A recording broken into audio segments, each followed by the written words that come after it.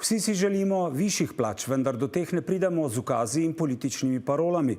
Tako so se danes na dvig minimalne plače in ostalih dajatev podjetnikom odzvali na Gospodarski zbornici Slovenije. Izračunali so, da so zaradi uvedbe prispevka za dolgotrajno oskrbo, zimskega regresa in dviga minimalne plače, da je prišlo do 20-odstotnega dviga stroškov dela, zaradi česar je po njihovih izračunih ogroženih najmanj 16 tisoč podjetij s približno 66 tisoč zaposlenimi. Ob tem so opozorili tudi na zadnji predlog Levice o premikanju praznikov.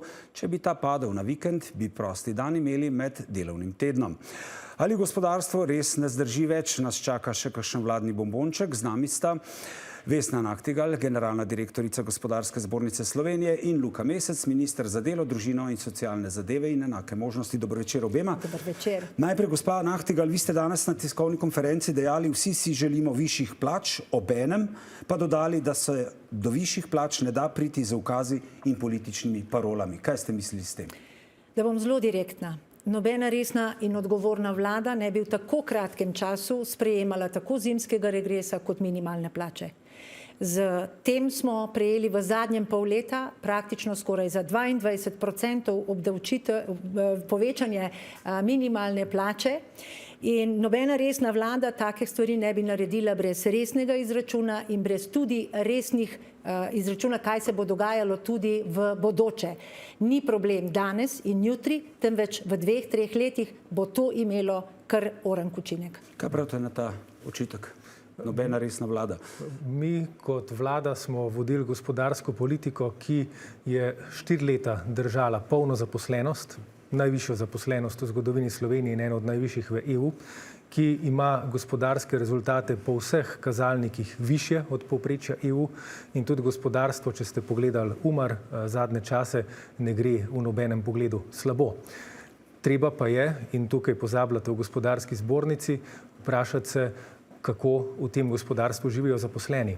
Rdeči križ, Karitas in druge humanitarne organizacije, ki so vse po vrsti podprle dvig minimalne plače, so povedale, da so zaposleni zaradi tega, ker je bila minimalna plača pod pragom tveganja revščine, drseli v revščino, da jih je bilo skozi več takih, ki so zaposleni, pa prihajajo po pakete hrane in to sem kot minister za delo želel končati. Zato dvig minimalne plače nad resen izračun, to je prag tveganja revščine, in nad minimalne življenjske stroške, za 100 tisoč evrov. Tukaj bom povedala, da stroški dela rastejo pri nas bistveno hitreje, kot raste produktivnost v podjetjih in tudi dodana vrednost na zaposlenega, torej porabimo veliko več, kot ustvarimo. In to je za nas zelo nevzdržno. Zdaj naj povem, da absolutno se strinjam, da je minimalna plača prav, da je 1000 evrov. Vendar tako drastičen dvig ni bil potreben, saj smo v zadnjih 3 letih to minimalno plačo ves čas usklajevali in če vi ne bi... Ja, ampak če vi ne bi odvzeli določenega denarja, nekaj čez 100 evrov, bi danes minimalna plača znašala 1022 evrov. Naj še pojasnim. Izračunali smo, da danes za minimalno plačo moramo računati, da praktično minimalne plače je zelo malo še zaposlenih, ki to koristi.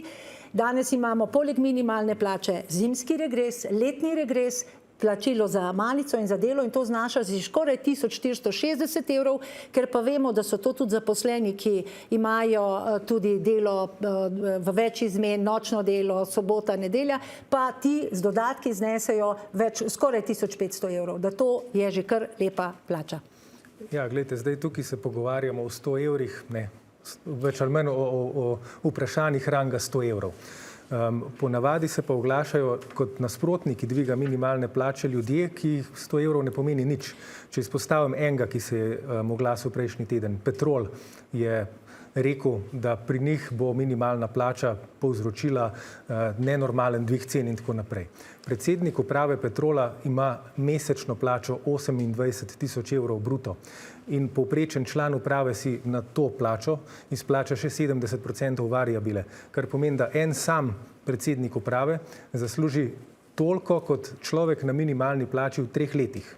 Ne, ampak o teh plačah se nikoli ne pogovarjamo, o minimalnih plačah se pa ves čas pogovarjamo. Kaj pravite na ta očitek? Jaz bom rekla tako, da je treba zelo dobro vedeti, da je treba te plače zaslužiti. Vi plače samo Tudi plačo delite. predsednika uprave treba zaslužiti. Govorim vam, vi kako delite z lahkoto in dvignete za 22% minimalno plačo. 22%. Ja, kje ste našli ta račun? vse skupaj Ne, to ne, nanese tukaj bodva toliko. natančna. Je pa 16% samo minimalna plača. Strošek delodajalca se je povečal za koliko?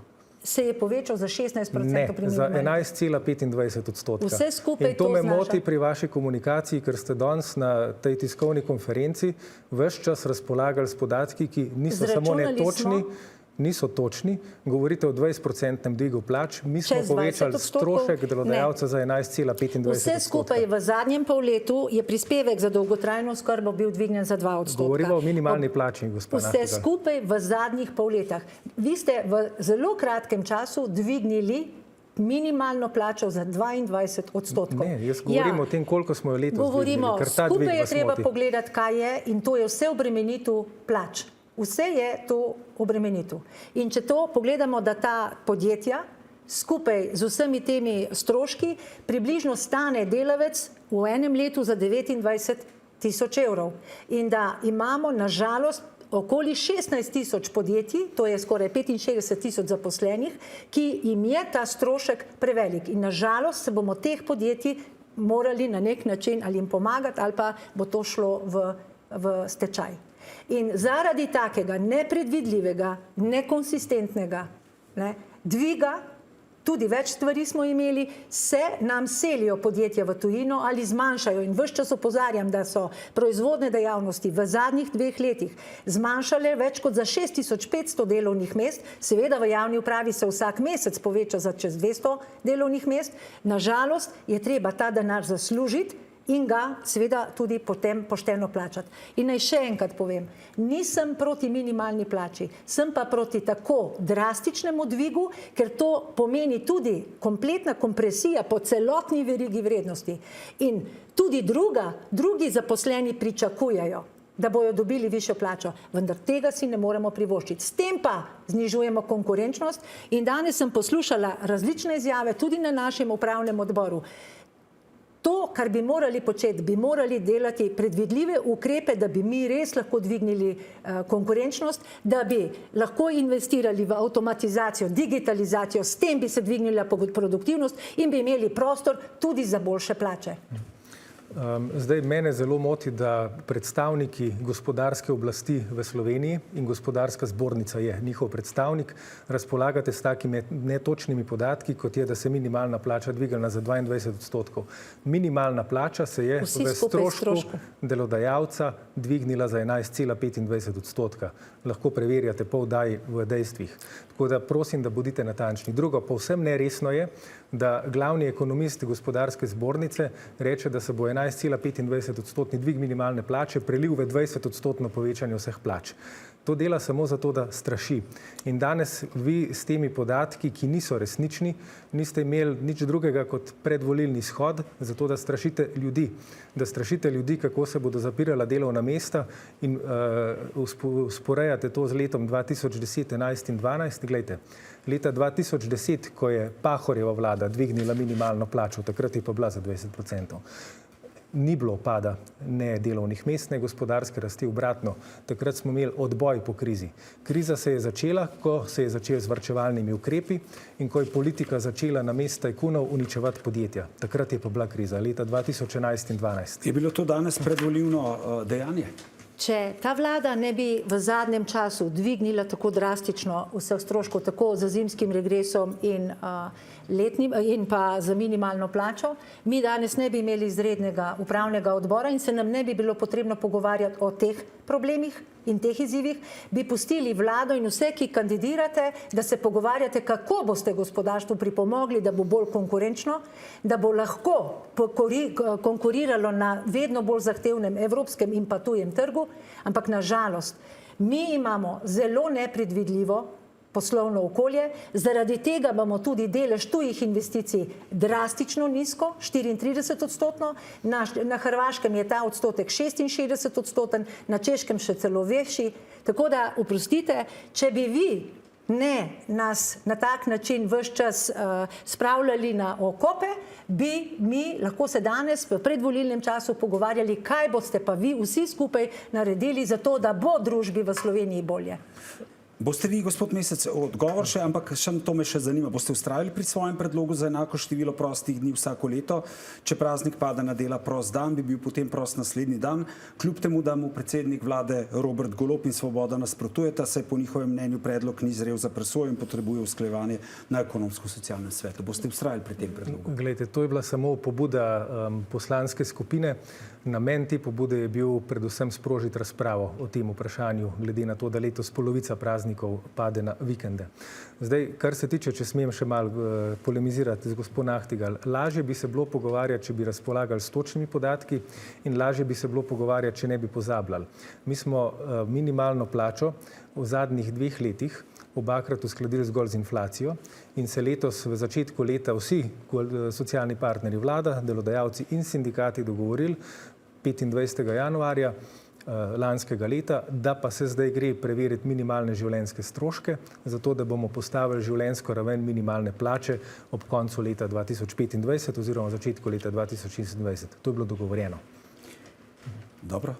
Če je bilo dogovorjeno? To ni bilo dogovorjeno. Nažalost, gospod Mesec, mi dejansko operiramo z realnimi podatki in te podatke smo tudi predočili. Je pa problem, da dejansko ste pač lahko uveljavili vašo voljo brez socialnega dialoga, ker vam to vaš mandat omogoča. Nimate pa občutka, kaj to dejansko bo pomenilo in tukaj vas moram dementirati, da tudi leta 2010 ne drži, da to ni vplivalo, ta minimalna plača, ki je bila takrat nižja kot danes, ni vplivalo na tudi drastični upad delovnih mest, saj smo izgubili skoraj gradbeno stroko, lesarsko stroko, tekstilno stroko, seveda so bile drugačne razmere, so bile podjetja veliko bolj zadolžena, avtocestni križ se je zaključeval, imeli so pa prav tako problem z zmanjšanjem naročil iz, bom rekla, izvoza. Zdaj pa imamo nepredvidljivo poslovno okolje in vse ostale stvari. Gospod Slak gleda na uro, tako da bi jaz sam še za dejstva po oddaji rekel, poglejte, kakšna je bila rast leta 2010. In pol se vprašajte, a je delovna mesta takrat uničevala minimalna plača ali zmotna politika. Bomo videli... Politika kot danes. Dobro, najlepša hvala obema, da ste bila naša gosta. Zdravje za ceno uspeha. Po grozljivem padcu ameriške smučarske šampionke Lindsey Vonn na olimpijski smukaški tekmi se postavlja vprašanje, ali je 41-letnica s tem nastopom prestopila mejo. Ob današnjem razkritju tudi, da vsak udeleženec ameriške reprezentance za nastop na olimpijadi dobi 180 000 evrov, pa tudi, ali je šlo tudi morda za marketinško potezo in ne samo za športni motiv. Po padcu so strokovnjaki ugotovili, da njeno levo koleno zaradi strgane vezi ni zdržalo pritiskov, kar je privedlo do usodne napake. Prestala je že 2 operaciji. Želja po medalji pa prinaša tudi psihološki napor, priznavajo tekmovalke in tekmovalci, ki imajo v glavi zgolj odličja. Naša skakalka Nika Prevc, denimo, se srebrne medalje sprva ni razveselila, a ko je spoznala in se zavedala, kaj je uspelo, je bila presenečena tudi zaradi srebrne medalje. Tanja Volmut. 13 sekund so trajale olimpijske sanje 41-letne Američanke. Pred olimpijskim nastopom My head is high, I'm standing tall, and I'm going to do my best, and whatever the result is, that's what it is. Odziv naših športnikov. Da je šla taka tekmovati. Jaz si dam kapo dol in jo čisto razumem, da je probala, da je verjetno to njena zadnja olimpijada. Vemo vsi, kaj je ona v svoji karieri naredila in sigurno pogreša to zadnja leta. Vemo, da se vrstijo poškodbe, da je že se pravi v pozni karieri. Če igraš poškodovan z bolečinami pod injekcijami, v tistem trenutku ne pomisliš na posledice, razlaga odbojkar Dejan Vinčič. Tisti čut, ki ga imamo športniki, da moramo zmagati, da moramo osvojiti, da je mogoče to zadnja priložnost. Ne veš, a se bo še pojavil v kakmu finalu, na kakem velikem tekmovanju.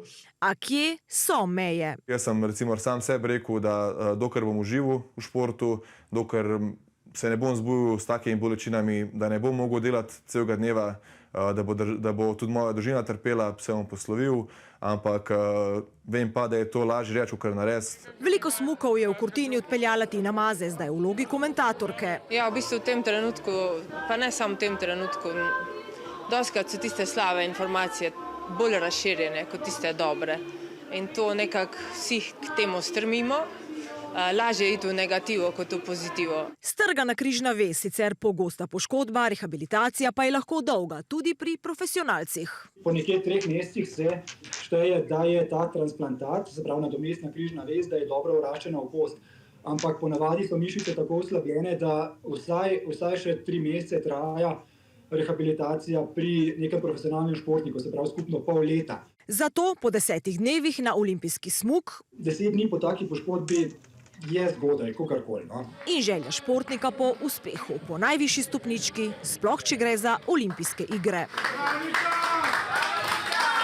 Psihološki pritisk je toliko večji, tako tudi Nika Prevc, ki si je priskakala srebrno medaljo, najprej ne najbolj zadovoljna. There was too much pressure on me today, but that's a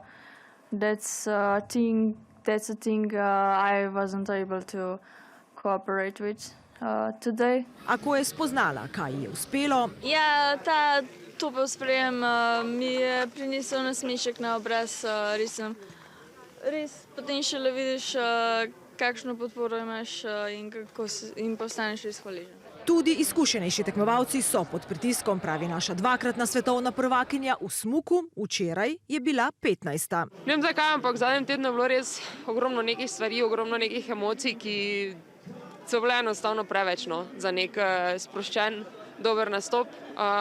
In ja, ko sem pač prišla v cilj, valjda nisem bila zadovoljna z rezultatom. Pri poškodbah pa sploh tekmovanje pod pritiski, tanka je meja med športnim junaštvom in neodgovornostjo, se strinjajo športniki.